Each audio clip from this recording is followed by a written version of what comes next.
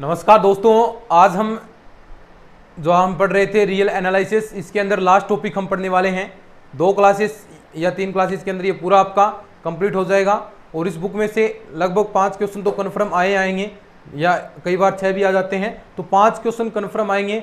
और ये जितने भी आपकी 23-24 क्लासेस हुई हैं इनके अंदर आपका 5 क्वेश्चन का काम कन्फर्म तैयार हो गया है अगर आपने अच्छे से पढ़ा है तो। अब रही बात लास्ट टॉपिक की, इंपॉर्टेंट है, इसमें से भी क्वेश्चन बनता है एक रीमान इंटीग्रल। ठीक है, टॉपिक है रीमान इंटीग्रल, रीमान समाकलन।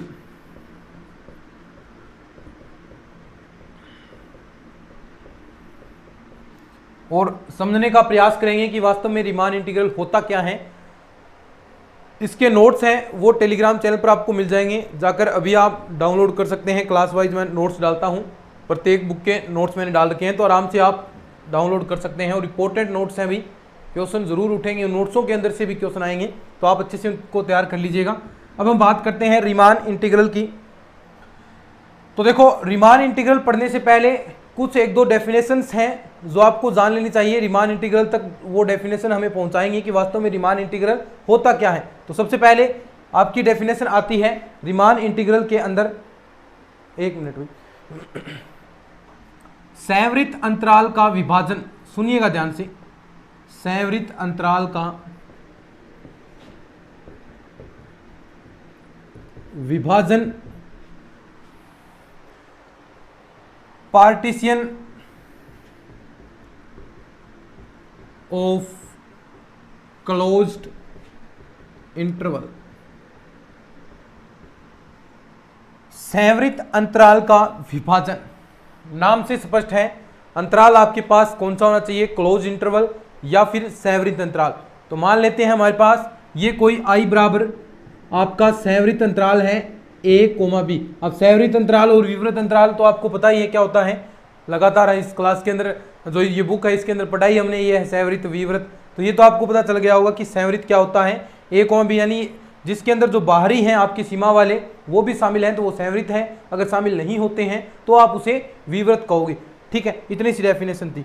अब देखो, संवृत अंतराल का विभाजन, इससे तात्पर्य क्या है, यानी जो संवृत अंतराल के इसमें देखो a और b के बीच में जो एलिमेंट्स आएंगे उनको भी हम साथ में लिख दें, यानी a और b के बीच में कितने एलिमेंट्स हैं जो आप साथ साथ में लिख दें। अगर पूर्णांक के रूप में दे रखा है तो पूर्णांक के रूप में क्या क्या संख्याएं हैं, तो यानी एक प्रकार से उसका विभाजन हो जाएगा कि वो पार्टों के अंदर बढ़ जाएगा, इतने इतने उसके पार्ट हैं। जैसे मान सकते हैं कि मान लीजिए a बराबर आपका इसके अंदर x0 है, फिर ग्रेटर देन x1, ऐसे इसके अंदर पद आ रहे हैं x3 ग्रेटर देन x4 और ऐसे ऐसे ग्रेटर देन xn, और ये बराबर किसके हो गया b।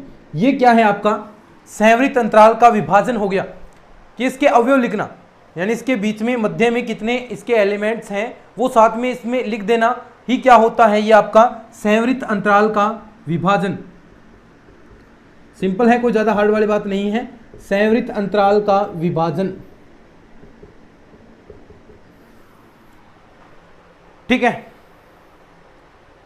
और अगर आप इसे, इस जो संवृत अंतराल आपको दिया है ये एक अंतराल था, अब इन्हें प्रत्येक आप एलिमेंट लेकर आप अलग अलग भी इसका इंटरवल बना सकते हैं। जैसे यानी इस तरह बनाया है तो x0 x1 ये आपका एक इंटरवल हो गया, इस तरह ही x1 आगे वाले के अंदर आएगा x1 x2 ये इंटरवल हो गया, x3 x4 ऐसे ही ये आपका बढ़ता जाएगा और कहां तक जाएगा, xn-1 से xn। तो ये जितने भी इसके इंटरवल आएंगे, ये देखो छोटे छोटे इसके इसी के इंटरवल आए ना, ये तो एक आपका पूरा इंटरवल था, अब इसी के ही सब इंटरवल उप अंतराल आ गए, आप इसे क्या कहेंगे, सब इंटरवल, सब इंटरवल या फिर उप अंतराल। समझिए ना बात को, यानी इसी के ही यानी ये तो आपका पूरा अंतराल था, इसी के छोटे छोटे आपके और अंतराल बन गए हैं उप अंतराल, इसी भाग के ही आपके उप अंतराल बन गए हैं, या फिर आप इसे सब इंटरवल इंग्लिश के अंदर कह सकते हैं। तो ये क्या होंगे आपके सब इंटरवल। तो ये आपकी डेफिनेशन हो गई, संवृत अंतराल का विभाजन आपने कर दिया। ठीक है, यानी ये a, b के क्या हो गए, n उप अंतराल हो गए, n उप अंतराल। देखो n बार बनेंगे ना, क्योंकि n तक चल रहा है, तो n उप अंतराल आप इसे कहोगे a और b के विभाजन के। तो ये तो आपकी डेफिनेशन हो गई।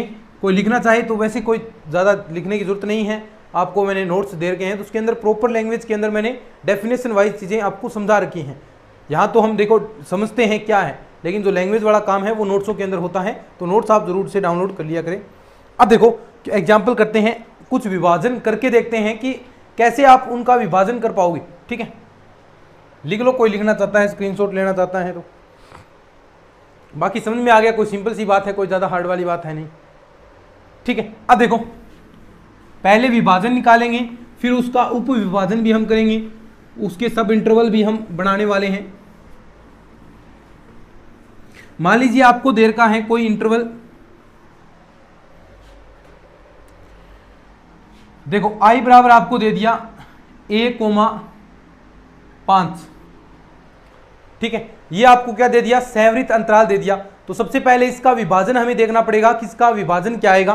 तो देखो इसका विभाजन क्या आएगा, 1 आएगा, 2, 3, 4 और 5, ये इसका हो गया विभाजन। ये क्या हो गया, विभाजन। अब देखो ध्यान से, 1, 2, 3, 4, 5 विभाजन। अब इसके उप अंतराल भी तो हमें बनाने हैं। ये तो p बराबर आपका विभाजन हो गया, p से व्यक्त करते हैं विभाजन को, याद रखना। अब इसके सब इंटरवल आपसे पूछ ले कि इसके उप अंतराल क्या होंगे। उप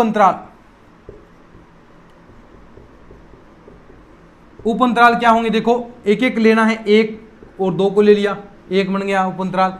दूसरा 2 और 3 को, ये उप अंतराल। फिर 3 और 4 को, ये उप अंतराल। फिर 4 और 5 को। तो ये आपके क्या बन गए, उप अंतराल बन गए। ये क्या बन गए, उप अंतराल। अब ऐसा ही विभाजन, ये तो था यानी पूर्णांक संख्याओं के रूप में विभाजन लिया है। अब ऐसा ही विभाजन एक दूसरा विभाजन ले, ये p1 ले लीजिए, दूसरा विभाजन मैं p2 ले रहा हूं इसी का, 1 से 5। इसमें अब मैं जो आपकी पॉइंटों वाली संख्या है वो साथ में ले लूं, 1, 3/2 ले लिया मैंने, 2 ले लिया। फिर आप आगे आएगा आपका 5/2, 5/2 ले लिया, 3 ले लिया, 4 ले लिया, 5 ले लिया। अब इसके भी तो उप अंतराल बनेंगे। इसके क्या उप अंतराल बनेंगे, देखो उप अंतराल ध्यान से देखना, 1,3/2 1 बन गया, 3/2,2 दूसरा उप अंतराल बन गया, 2 × 5/2 ये आपका तीसरा उप अंतराल बन गया, 5/2 × 3 ये आपका एक और उप अंतराल बन गया, 3,4 और 4,5। तो ये देखो इतने आपके उप अंतराल बन गए। बोलो, तो ये आपका क्या हो गया, विभाजन हो गया, संवृत अंतराल का विभाजन जो आप सीख रहे थे। और आपको मैं बता रहा था कैसे आपको क्या विभाजन होता है, क्या उसके उप अंतराल होते हैं, कैसे क्या सिस्टम है, पूरा आपको मैंने समझाया है। तो ये एग्जाम्पल कोई लिखना चाहता है लिख लीजिए। फिर आगे इनकी लंबाई हम बढ़ने वाले हैं कि आप कैसे अंतराल की लंबाई निकाल सकते हैं, लंबाई का क्या फॉर्मूला होगा। फिर धीरे धीरे आगे हम टॉपिक में बढ़ते जाएंगे और चीज़ें सीखते जाएंगे। ठीक है, लिखो इसको, बिल्कुल सरल चीज़ है, कोई भी चीज़ हार्ड नहीं है मैथ्स के अंदर।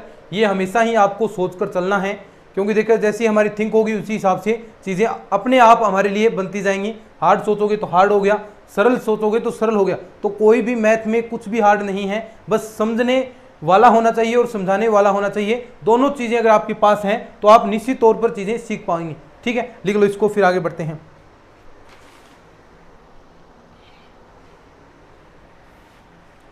ठीक है, अब देखो उप अंतराल की लंबाई, लेंथ ऑफ सब इंटरवल। सरल है भाई सब टॉपिक।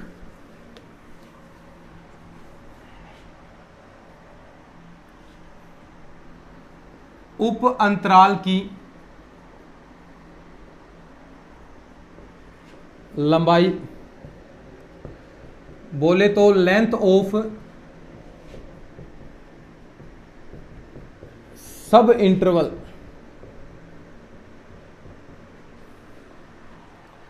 उप अंतराल की लंबाई, लेंथ ऑफ सब इंटरवल। ठीक है, तो आपके पास उप अंतराल क्या था, देखो अभी आपने पढ़ा था उप अंतराल क्या था। देखो XR-1 उप अंतराल, यानी एक पद उससे कम वाला और एक आगे XR वाला। तो ये आपके पास मान लीजिए कोई उप अंतराल है, अब इसकी लेंथ आपको निकालनी है। लेंथ को आप उप अंतराल की लंबाई को व्यक्त करेंगे डेल आर से। अभी बहुत बहुत काम आएगी, अभी तो निम्न डाबरू योग ऊपरी डाबरू योग पढ़ेंगे तो उसके अंदर यही चीजें काम आएगी, तो थोड़ा सा अच्छे से समझो क्या आएगी। यानी एक्स आर में से एक्स आर माइनस 1 घटाना है, बड़े वाले में से छोटा वाला आपको घटाना है, तो ये इसकी लंबाई आ जाएगी सब इंटरवल की। ये क्या है, लंबाई। समझ गए ना बात को, सब इंटरवल की ये लेंथ है, बस यही है लेंथ। कोई भी अंतराल की आप लंबाई ज्ञात कर सकते हैं। जैसे अभी आपने पढ़ा था आई बराबर आपके पास था 1 2 3 4 5, ये आपके पास पी के बराबर था, तो इसके सब इंटरवल 1,2 बना, 1 बना, 2,3, तो ऐसे आपके सब इंटरवल बने थे, और भी बनेंगे। तो इनमें आप मान लीजिए इसकी लेंथ आपको निकालनी है, तो क्या करेंगे, 3 में से 2 को आपको घटाना है, एक्स आर माइनस का एक्स आर माइनस 1, तो एक्स आर में से एक्स आर माइनस 1 घटाएंगे तो क्या बचेगा 1, तो डेल आर बराबर आपके पास क्या आ गया 1, और ये डेल आर बराबर 1 आया है। यही क्या होता है, आपकी सब इंटरवल की लेंथ होती है, सब इंटरवल की लेंथ यही होगी। लिख लो, फिर आगे बढ़ते हैं।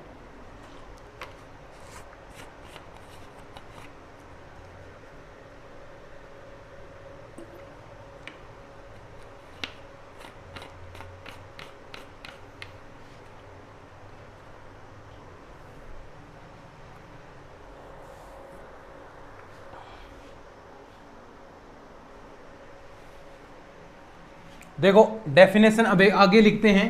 देखो एक नाम आता है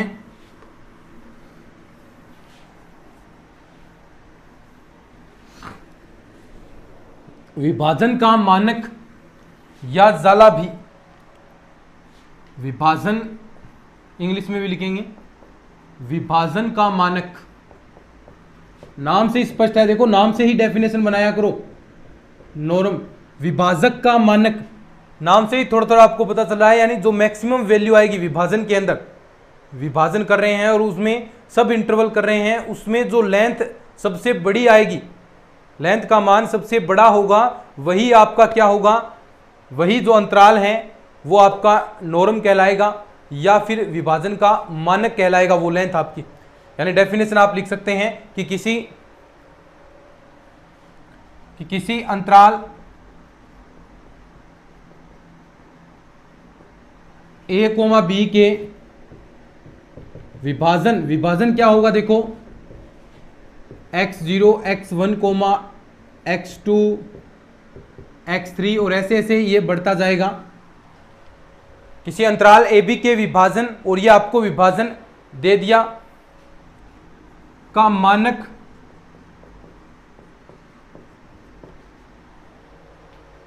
उस उप अंतराल की लंबाई है, उस उप अंतराल की लंबाई है जो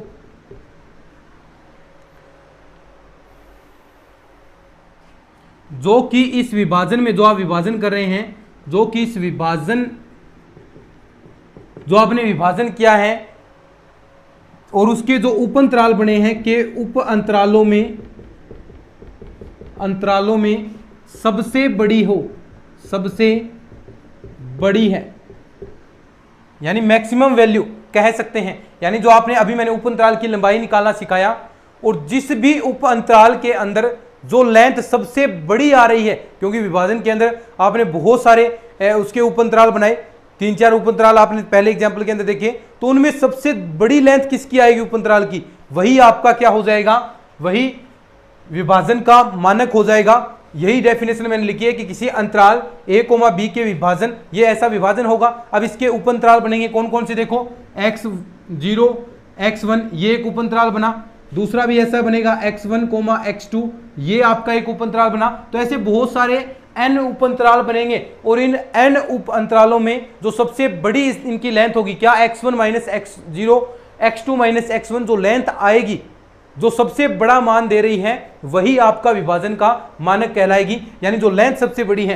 तो यानी आप इसकी डेफिनेशन कह सकते हैं कि जो मैक्सिमम वैल्यू आएगी किसकी, डेल आर की, वही आपका क्या कहलाएगी, नॉर्म कहलाएगी या फिर विभाजन का मानक कहलाएगी। अभी एक क्वेश्चन करता हूं मैं और फिर आपको बताना है कि किसकी लेंथ आपकी अधिकतम आएगी। ठीक है, आपको देर का है अंतराल। क्वेश्चन देखो ऊपर लिखते हैं डेफिनेशन, या यहाँ लिख देंगे, चलो लिख देंगे यहाँ। अंतराल आपको दिया है, अंतराल 0,2, ये आपको अंतराल दिया है के विभाजन में, और विभाजन आपको दे दिया। देखो विभाजन क्या देर का है, मैं लिख देता हूं। इसका विभाजन देर का है आपको 0, 1/4, फिर 1 आएगा, फिर आपका यहां पर 3/2 और फिर 2। तो ये आपको विभाजन दे दिया। अब विभाजन तो दे दिया, लेकिन इसके उपअंतराल तो बनाने पड़ेंगे। लेंथ आप किसकी देखोगे, उपअंतरालों की तो लेंथ आपको देखनी है, तो उपअंतराल इसके बनाओगे। देखो उपअंतराल क्या क्या आएंगे, प्रत्येक उपअंतराल की आपको लेंथ निकालनी है। एक उपअंतराल आपका बन गया 0,14, दूसरा बन गया 1/4,1, एक और बन गया 1,3/2 और एक 3/2,2। अब देखो किसकी मैक्सिमम लेंथ है, सबसे पहले हम इसकी निकालते हैं, यानी लेंथ डेल R1 क्या निकलेगी, 1/4 माइनस का 0 क्या आया, 1/4 ही। ठीक है, डेल R2 क्या आएगा, 1 में से 1/4 घटाना है तो कितना आएगा, 3/4। डेल R3 3/2 में से आपको 1 घटाना है, 1.5 में से 1 घटाएंगे तो 1/2। ऐसे ही डेल 4 आपके पास क्या बचेगा, 2 में से 3/2, ये भी 1/2। अब मुझे बताओ इसके अंदर कौन से उप अंतराल की लंबाई है वो सबसे बड़ी है, सबसे बड़ा मान दे रही है। देखो क्या 1/4 है, नहीं है, 1/2 ये भी नहीं है, कौन सा मान दे रही है, देखो ये जो लेंथ है आपका, ये जो अंतराल है, ये सबसे बड़ी लेंथ दे रहा है। तो ये आपका क्या हो जाएगा, नॉर्म, या फिर जो आपका विभाजन है उसका मानक हो जाएगा। तो मेरे ख्याल से आप अच्छे से समझ चुके होंगे कि क्या होता है विभाजन का मानक। तो लिख लीजिए अच्छे से इसको, और इसे ऊपर लिख लेना यहां पर कि इसे किस चिन्ह द्वारा व्यक्त करते हैं। ये देखो डबल मापांक कह सकते हैं, मापांक नहीं होगा लेकिन इस चिन्ह द्वारा इसे व्यक्त करते हैं, इसे इस चिन्ह द्वारा व्यक्त किया जाता है, नॉर्म कह सकते हैं इसका। ये नॉर्म का चिन्ह है, इसे इस द्वारा व्यक्त किया जाता है।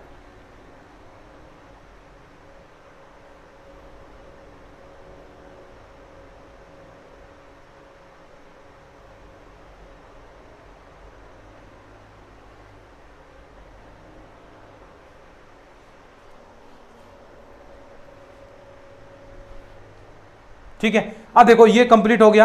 अब आता है आपका फलन के उच्चक व निम्नक।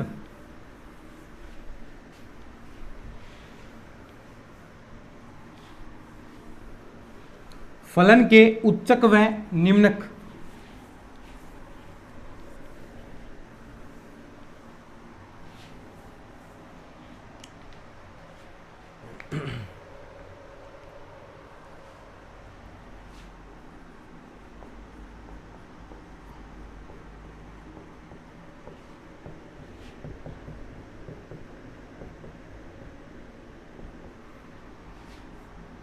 सुप्रीमियम एंड इन्फीमियम।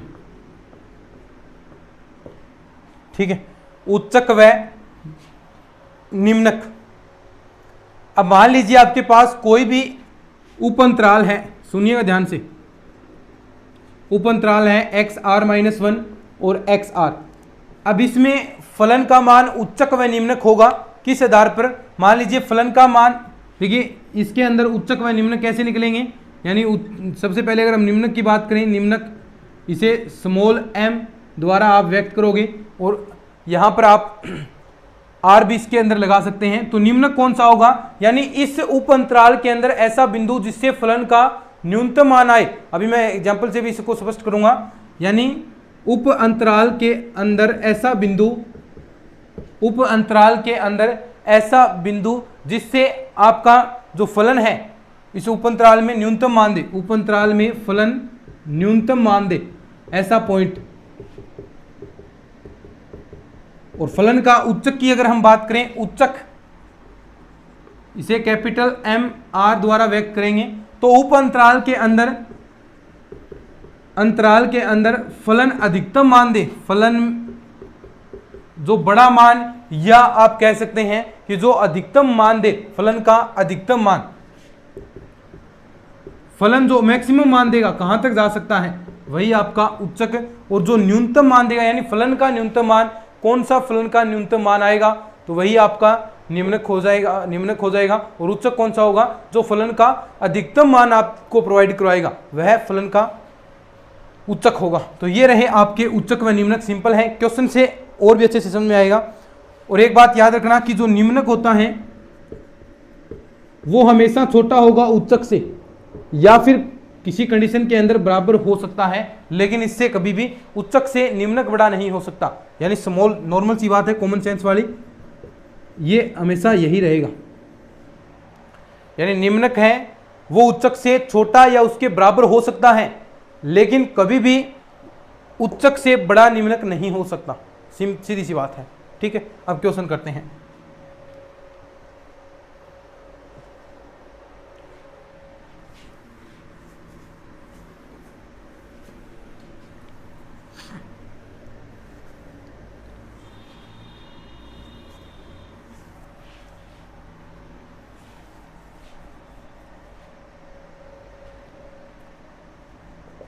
क्वेश्चन है देखो कि f(x) बराबर आपको दिया है x3 और कहा है कि अंतराल के अंदर, तब अंतराल 2,3 में आपको फलन के उच्चक व निम्नक बताने हैं। तो आप देख सकते हैं कि ये जो फंक्शन है आपका, इस अंतराल के अंदर वर्धमान फलन है, इसके लगातार मान बढ़ते जाएंगे। तो जो फलन में सबसे नीचे पर है, जो सबसे नीचे के अंदर जो बिंदु है उसी पर फलन का न्यूनतम मान होगा। तो फलन का न्यूनतम मान क्या आ जाएगा, देखो फलन का न्यूनतम मान यानी स्मॉल mr बराबर क्या आएगा, 2 पर देगा, 2 की क्यूब क्या 8 आ गया। तो ये तो आपका क्या हो गया, निम्नक। और फलन का अधिकतम मान किस पर आएगा, फलन का अधिकतम मान कैपिटल mr पर, यानी क्या है 3 की क्यूब 27। तो ये आपका हो गया उच्चक। समझ गए फलन के उच्चक व निम्नक। फिर आगे नेक्स्ट टॉपिक के अंदर बढ़ते हैं, ऊपरी डाबरू योग या निम्न डाबरू योग क्या होता है उसके बारे में बात करेंगे, फिर इसके क्वेश्चन करने वाले हैं।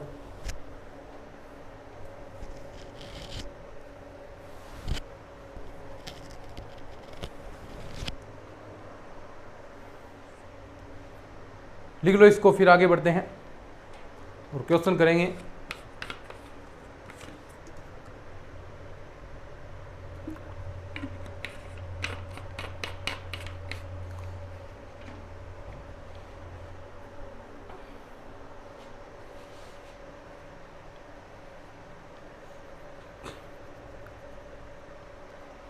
अब देखो ये उच्चक पढ़ लिया और आपने उप अंतरालों की लंबाई भी निकालना सीख लिया था। अब देखो टॉपिक आता है इसी पर रिलेटेड, दोनों चीजें काम आएंगी। अब ऊपरी डाबरू योग या निम्न डाबरू योग,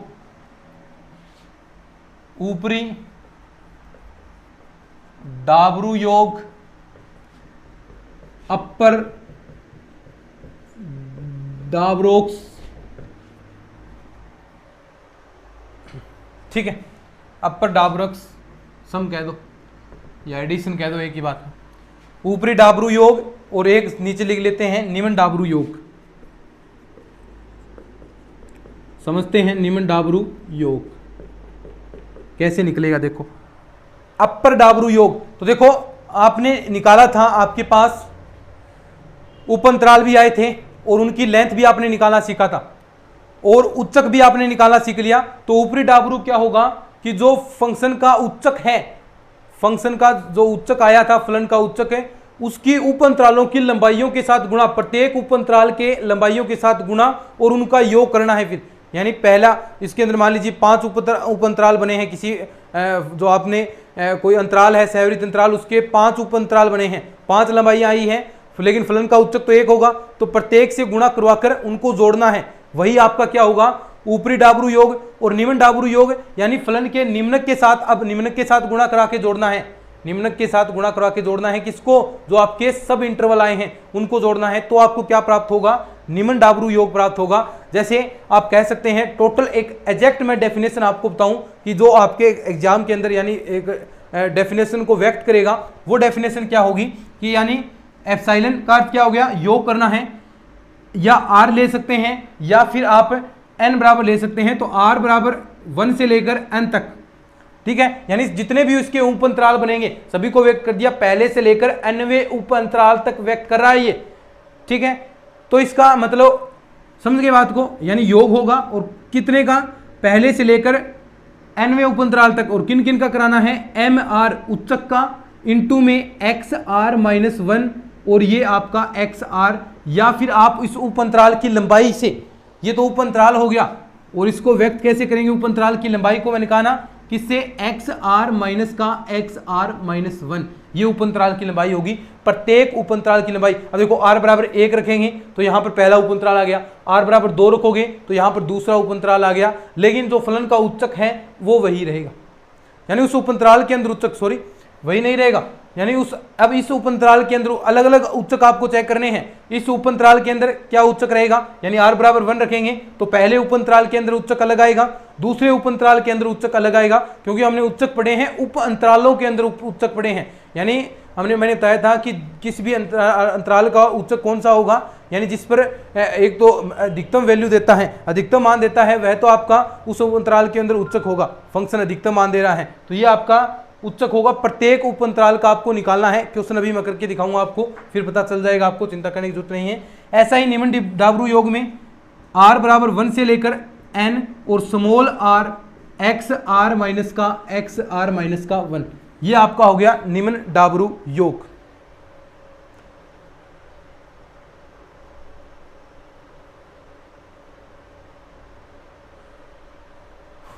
ठीक है, अब नीमन डाबरू योग को व्यक्त करेंगे L यानी लोअर एफ पी, और इसको करेंगे U अपर एफ पी से इसे व्यक्त करेंगे। और याद रखना है किसी भी फंक्शन के लिए जो नीमन डाबरू योग है वो हमेशा छोटा होगा अपर डाबरू योग से। ये स्टेटमेंट कई बार एग्जाम के दृष्टि से इंपॉर्टेंट है, तो कई बार पूछ लिया जाता है। तो नीमन डाबरू योग हमेशा अपर डाबरू योग से छोटा या उसके बराबर हो सकता है, ये तो बराबर का चिन्ह लगाते हैं, लेकिन बड़ा कभी भी नहीं होगा। ठीक है, अब देखो एक क्वेश्चन आपको मैं बताता हूं। अपर डाबरू योग और नीमन डाबरू योग हम करने वाले हैं।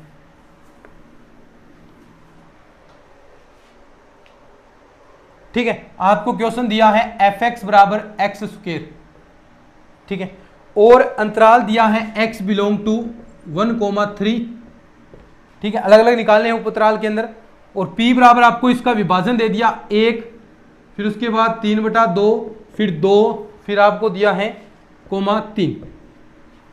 ठीक है, अब इसके आपको उपअंतराल बनाने पड़ेंगे। तो उपअंतराल हम बनाते हैं, देखो पहले उपअंतराल बनाएंगे और अलग अलग आप लिख लीजिए जितने उपअंतराल बने। तो एक तो आपका ये बनेगा 1,3/2, ठीक है, ऐसे एग्जाम के अंदर करना है क्योंकि क्वेश्चन ऐसे ही आएगा। 3/2,2 एक उपअंतराल ये बन गया। दूसरा क्या बनेगा, 3/2,2 बन गया, 2,3 सारे आगे क्या 1,3, 3/2 और ये देखो 3 उपअंतराल आपके बन गए। अब इसके अंदर अलग अलग देखना है, तो सबसे पहले उपअंतराल की लंबाई डेल r1 निकालो, क्या आएगी 3/2 में से आपको 1 घटाना है, कितना बचेगा 3/2 में से अगर आप 1 घटाते हैं तो आपके पास आधा बचेगा। ऐसे ही इसकी लगा लो डेल r2, कितना बचेगा 2 में से आप 3/2 घटाएंगे, 2 माइनस का 3/2 तो कितना बचेगा आपके पास 1/2। ऐसे ही आप इसकी निकालेंगे डेल r3, 3 में से 2 घटाएंगे तो आपके पास 1 बचा।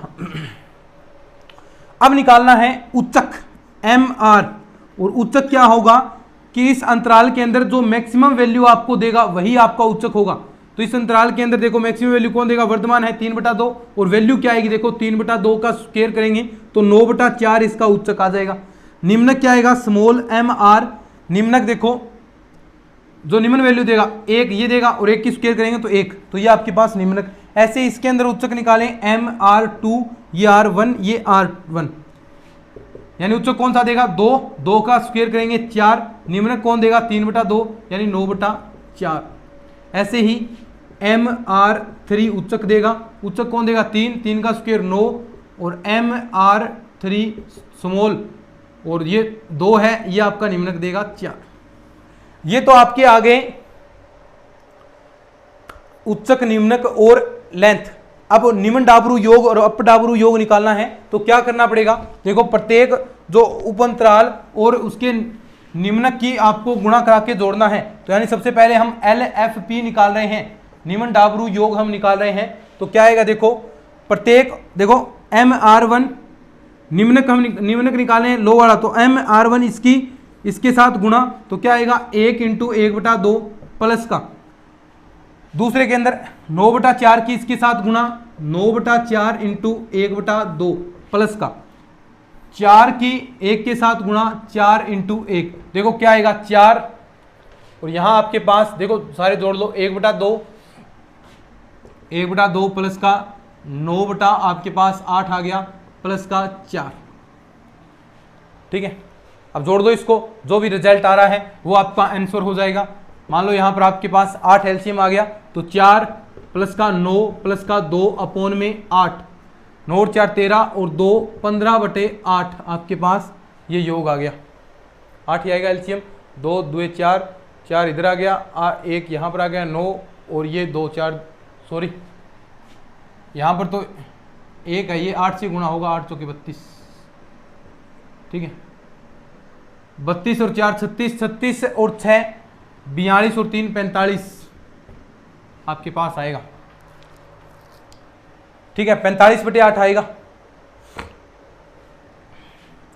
और अब निकालते हैं अप डाबरू योग, उसी के अंदर ऐसा ही क्या, अब ऊपर वाला MR1 वाला 9/4 × 1/2 के साथ 9/4 गुणा 1/2 प्लस का, ऐसे ही 4 की गुणा 1/2 के साथ 4 × 1/2, और ऐसे ही 9 की गुणा 1 के साथ 9 × 1। तो देखो जो कट रहा है वो कट जाएगा, 9/8 यहाँ पर भी आपके पास आएगा, इधर आएगा 2 से 2 ये कैंसिल, और यहाँ पर ये क्या है आपके पास 9 है, क्या 9 और 2 11, तो आप ले सकते हैं 88, 88 और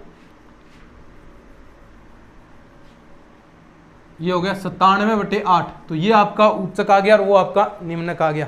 तो मेरे ख्याल से आप समझ चुके होंगे कि कैसे आपके मान आएंगे, क्या उच्चक होता है क्या निम्नक होता है, अच्छे से समझ में आ गया होगा। चलिए ये समझ में आ गया, कुछ और क्वेश्चन हम करने वाले हैं लेकिन नेक्स्ट लेक्चर में। अगर ये समझ में आया तो इसको शेयर जरूर कर देना, चैनल को भी सब्सक्राइब कर लेना। चलिए आज की इस वीडियो के अंदर इतना ही।